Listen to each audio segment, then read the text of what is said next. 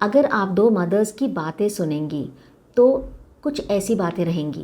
पहली महिला दूसरी से पूछेगी कि क्या आपकी डिलीवरी नॉर्मल हुई थी या ऑपरेशन हुआ था।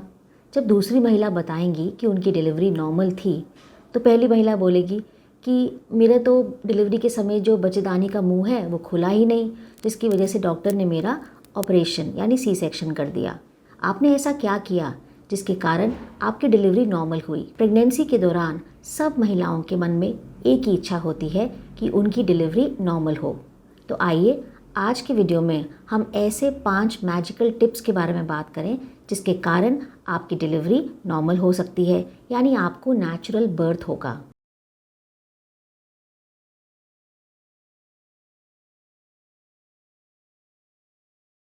नमस्कार, मैं हूं डॉक्टर अर्चना निरुला और आपका स्वागत है हमारे चैनल डॉक्टर अर्चना निरुला आपकी अपनी गायनी। नॉर्मल में आपकी प्रेगनेंसी के दौरान आपके बच्चेदानी का मुंह, जिसे हम सर्विक्स कहते हैं, वो टाइटली क्लोज होता है।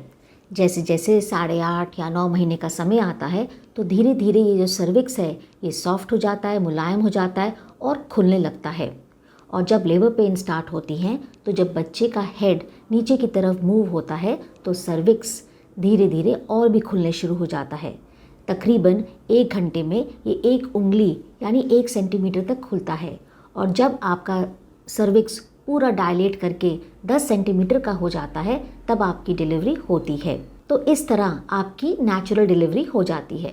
अब मैं आपको नेचुरल डिलीवरी के लिए 5 मैजिक टिप्स बताती हूँ। बट इससे पहले अगर आपने हमारा चैनल सब्सक्राइब नहीं किया है तो ज़रूर करिए, बेल आइकन दबाइए ताकि हमारे चैनल द्वारा बनाए गए नए नए वीडियोस की नोटिफिकेशन आपको सबसे पहले मिले। सबसे पहले आपको ध्यान रखना है कि पूरी प्रेगनेंसी के दौरान आपको रेगुलर वॉक करनी है, कम से कम आधा घंटा और ज़्यादा से ज़्यादा 1 घंटा। अब आप ये पूछेंगी कि 1 घंटा मैं इकट्ठा वॉक कैसे करूँ। यहाँ पर आप ब्रेक लेकर वॉक कर सकते हैं अपनी स्पीड और अपने कंफर्ट के लेवल पे। आप आधा घंटा वॉक कर लीजिए सुबह, आधा घंटा आप रात को या शाम को वॉक कर लेना। तो धीरे धीरे आप अपनी कैपेसिटी वॉकिंग की बढ़ाइए। वॉकिंग से क्या फ़ायदा रहेगा कि वॉकिंग से बच्चे का जो सिर है वो धीरे धीरे नीचे की तरफ मूव करेगा और ये सर्विक्स के ऊपर जोर डालेगा और धीरे धीरे आपके सर्विक्स जो है लास्ट में खुलना स्टार्ट हो जाएगा। अब यहाँ पर कई महिलाएं ये कहेंगी कि मैं तो वर्किंग मदर हूँ और मैं 6 से 8 घंटे के लिए अपने ऑफिस में टेबल पे बैठ के काम करती हूँ। तो यहाँ पर आप क्या कर सकते हैं कि हर आधे से पौने घंटे के बाद आप उठिए और 5 से 7 मिनट के लिए आप अंदर ही अपने ऑफिस में ही वॉक कर लीजिए। ये आपको बहुत हेल्प करेगा। वॉकिंग से बच्चे का जो सिर है वो नीचे की तरफ जाएगा, आपके पेल्विक मसल्स जो हैं रिलैक्स होंगे और 8.5 और 9 महीने के बीच में जो धीरे धीरे सर्विक्स अपने आप खुलता है उसमें हेल्प मिलेगी। अब दूसरी मैजिकल टिप के बारे में बात करते हैं और वो है पेल्विक फ्लोर एक्सरसाइजेस। मैं अपने पेशेंट्स को हमेशा जो प्रेग्नेंट होती है उनको ये सलाह देती हूँ कि 2 ऐसे आसन हैं जो उन्हें रेगुलरली अपने कंफर्ट लेवल पे करने चाहिए। हाँ, यहाँ पर मैं एक ध्यान बताना चाहती हूँ कि ये सबके लिए नहीं है। अगर आपको इस तरह की एक्सरसाइज करनी है तो सबसे पहले अपने गायनेकोलॉजिस्ट से ज़रूर बात कर लें कि ये आपके लिए कंफर्टेबल रहेंगी या नहीं। अब ये 2 एक्सरसाइजेस कौन सी हैं? ये है बटरफ्लाई एक्सरसाइज और हाफ स्क्वाट। बटरफ्लाई एक्सरसाइज करने से क्या होता है कि जो पेल्विक मसल्स होते हैं वो स्ट्रॉन्ग हो जाते हैं, पेल्विस आपका चौड़ा हो जाता है और डिलीवरी के लिए रेडी होता है। अब दिन में कितनी आपको बटरफ्लाई करनी है? तकरीबन 100 तो करनी ही करनी है, चाहे आप इसको ब्रेक लेकर दिन में 2 या 3 बारी कर सकते हैं जब आप कंफर्टेबल हों। और दूसरा हाफ स्क्वाट। हाफ स्क्वाट से भी इसी तरीके के बहुत फ़ायदे रहते हैं और दिन में कम से कम 25 से 30 हाफ स्क्वाट्स आपको करने चाहिए। अब एक्सरसाइज से ही रिलेटेड मेरी तीसरी मैजिक टिप नॉर्मल डिलीवरी के लिए वो ये है डक वॉक।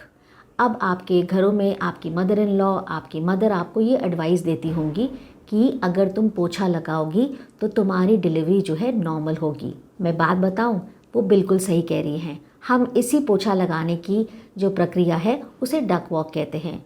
डक वॉक में आप 2 पैरों में बैठ के जैसे पोछा लगाते हैं वैसे ही आप दिन में घर के अंदर 10 से 15 मिनट के लिए ऐसे करें। इससे क्या लाभ होगा? इससे आपके पेल्विक मसल्स का जो ब्लड सप्लाई है वो बढ़ जाएगा, पेल्विक मसल्स में स्ट्रेंथ आ जाएगी और ये 8.5 और 9 मंथ्स में जब सर्विक्स खुलता है तो इसमें हेल्प होगी। हमारी चौथी टिप वो है आपको स्ट्रेस बिल्कुल नहीं लेना है। देखिए, इस समय मैं मानती हूँ कि आपके मन में बहुत स्ट्रेस होता है, बट स्ट्रेस से क्या नुकसान होता है? एक स्ट्रेस हार्मोन जिसे हम एड्रेनलिन कहते हैं वो रिलीज़ हो जाता है और वो आपकी बॉडी और माइंड में नेगेटिव थॉट्स लाता है। अब आपको क्या करना है? सबसे पहले आपको अपने आप को मजबूत रखना है। आपको रेगुलर मेडिटेशन करनी है, डीप ब्रीदिंग करनी है, आप प्राणायाम कर सकते हैं, पॉजिटिव यूट्यूब पे वीडियोस देख सकते हैं और मदर्स से डिस्कस कर सकते हैं और अपनी फैमिली के मेंबर्स से हेल्प लीजिए, सपोर्ट लीजिए। इससे भी आपकी जो मेंटल स्ट्रेंथ बनी रहेगी और डिलीवरी के समय जब आप लेबर में जाएंगे तब भी आपको ध्यान देना है कि ज़्यादा पैनिक नहीं करना है। अगर आप रिलैक्स रहेंगी तो आपकी थॉट्स भी पॉजिटिव रहेंगी और आपकी हेल्थ भी ठीक रहेगी। नेचुरल बर्थ के लिए जो 5वीं और आखिरी सलाह है वो है डाइट। देखिए, हेल्दी डाइट केवल बच्चे के लिए नहीं है, वो आपके लिए भी है। और अगर आप प्रेगनेंसी के समय हेल्दी डाइट लेते रहेंगे तो डिलीवरी के समय आपको बहुत हेल्प होगी। आपको क्या करना है? देखिए, आयरन जो होता है, आयरन आपके हीमोग्लोबिन के लेवल को बढ़ा के रखेगा।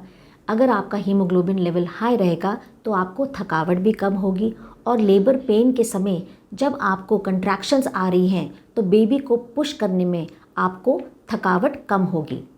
दूसरी बात, अगर आप कैल्शियम और प्रोटीन युक्त आहार लेंगे तो उससे क्या होंगे, जो पेल्विक फ्लोर के मसल्स हैं उसमें प्रोटीन जाएगा, वो स्ट्रॉन्ग हो जाएंगे और जब आपको बेबी पुश करने का समय आएगा लेबर पेन्स के दौरान तो आप अच्छे से पुश कर पाएंगी।